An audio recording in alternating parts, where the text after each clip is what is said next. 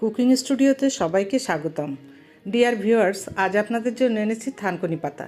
থানকুনি পাতা গ্রাম বাংলার অতি পরিচিত। এই পাতা যেভাবেই খাওয়া হোক না কেন তা ভীষণ উপকার করে।